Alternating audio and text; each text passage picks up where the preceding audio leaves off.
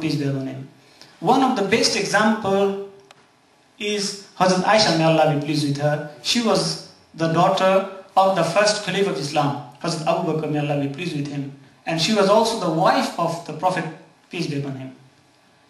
And many scholars, they have been taught by Hazrat Aisha, may Allah be pleased with her.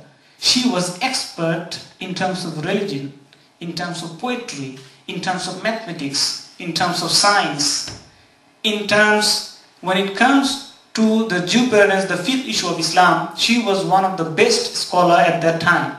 More than 88 scholars, they were taught by Hazrat Aisha, may Allah be pleased with her. And they say that they don't know any other women as intellect as like Aisha, may Allah be pleased with her at the time. We have other examples, the wife of the prophets, Hazrat Safiya, may Allah be pleased with her. She was the wife of the Prophet ﷺ. She was also expert in the field of medicine, in the field of dawah, in the field of fiqh issue. There were Salma, may Allah be pleased with her. She was also the wife of the Prophet, peace be upon him.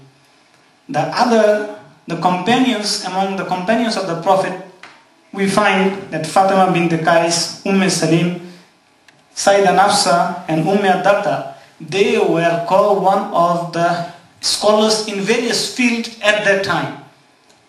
And imagine, during the time of ignorance, when women were degraded and not been given their status even as a human being, the Prophet of Islam and in the house of Islam, the women have scholars in various fields. And we have to say ourselves, it's a shame today that we haven't not been able to provide the women the facility to reach that stage to have a scholar like this. So we must see through that we educate our daughters and our sisters, our mothers, our wives, as long as they are learning the truth. And in the recent media, when I do research, I find in the CNN, in the last month of January, they had this exhibition in UK, in Great Britain, in London, and historically they found that in 859, the first degree granted university was founded by two sisters, and they were Muslims. The university along associated with the mosque. And this is what is the achievement of the further Muslim society. And now the Muslim women have to encourage to receive the examples from this past history and to elevate themselves so that they can also reach that state of knowledge. We see now the legal rights of women in Islam. As far as in Islamic law, the women and the men are same. When it comes to the law of equality, Allah the Almighty says in the Quran, in Surah Baqarah chapter 2, verse 178 and 179, that the law of equality has prescribed to you in the case of a murder,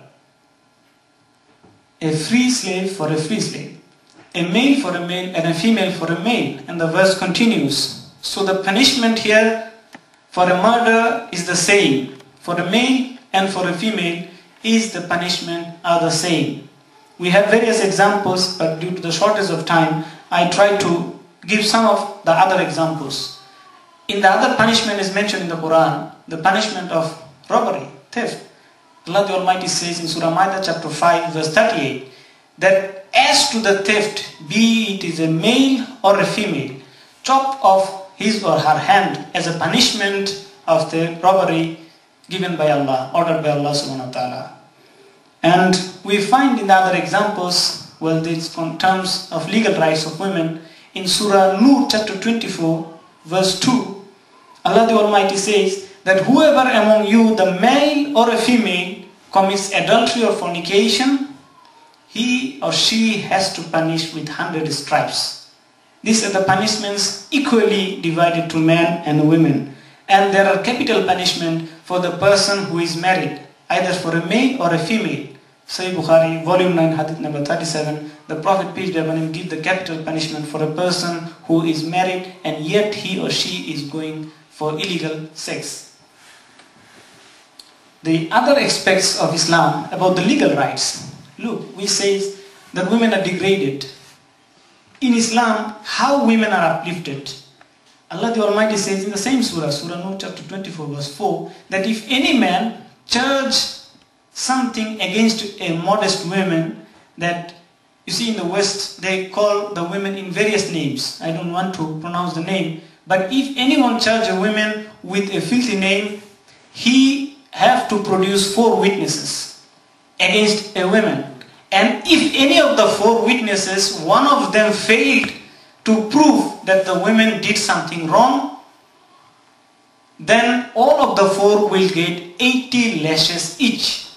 The respect of women, the modesty, the virtue of women is well protected in Islam. There is no other law on this face of this earth which says if you call a woman a whore or a prostitute, you have to produce 4 witnesses. And one of the witnesses is missed, all 4 will get 80 lashes. And none of their witnesses in future will be taken into account. This is the right of women in Islam given as a legal rights. Islam uplifted the women by giving capital punishment to a rapist. In Sweden I was shocked because I'm not giving you the statistics and the facts and the figures of the world because the time is very limited. In 2009, a 15 years old girl, she committed suicide because she was raped by a person 45 years old. And she is telling to the society that, look, I know that if the man, the article was very long, that if the man is supposed to be proved to be the criminal, he will get 3 years imprisonment. So she said, I am 15 years, I have to work and I have to pay my taxes to make my rapist to live in the jail. So she prefers to commit suicide. See the aspect of Islam. If someone rapes a woman, we have given right in Islam that the rapist should be given as a capital punishment. And in the Western society, we see various examples. If a woman marries, she carries the surname of her husband. But in Islam, she has been given an option. Either she can or she can take the name of her father. Like we have the examples of Aisha, may Allah be pleased with her. Aisha bint Abu Bakr. She was always referred as to the daughter of Abu Bakr, may Allah be pleased with him. And the other examples, it was only 1864 in Sweden, the husband is forbidden to abuse the wife. But I give you the examples 1300 years before the West. The Quran says in Surah Nisa chapter 4 verse 19, you are not allowed to inherit women against their will and you are not allowed to treat them harshly. There are other issues will come during the question time. Inshallah, I will be dealing on that. We have some more examples from the records in the Western world. But I would like to leave it because in Sweden it was 1958 when the women are allowed to become a priest or a teacher, religious teacher. And I told you in 1870 in England it was given right of women to own property or to sell property. In 1873 the mother is granted the guardianship of the child if she is divorced. But Islam, I will discuss that it gives the right in 1400 years before. Now let us discuss about the political rights of women in Islam. Allah the Almighty says in Surah Tawbah chapter 9 verse 71 that the Muslim believing men and the women are protectors of each others. This protection even comes into politics. The political rights of the women is clear in Surah Mumtahina chapter 60 verse 12. Our Creator Allah subhanahu wa ta'ala, He is telling that, O Prophet, when the believing women come to you to give oath of fealty, then take their oath that they will not associate any partners with Allah. They will not commit illegal intercourse. They will never speak lie. They will not do the illegal things. They will not disobey the Prophet. And the verse continues. So this is the examples we see in the present society that women can give vote. But during the lifetime of the Prophet Muhammad, peace be upon him, he explain and define to the people that the women have a right to come to the head of the state as well as the messenger, as well as he was the judge of that time, and they give the oath. So their vote is to be considered as per the rights in the Quran. And we have the example during the lifetime of Hazrat Umar, may Allah be pleased with him, when the men were discussing about to put a limit of the meher. Because the Quran says in Surah Nisa chapter 4 verse 20, there is no upper limit of meher. So Hazrat Umar, may Allah be pleased with him, he was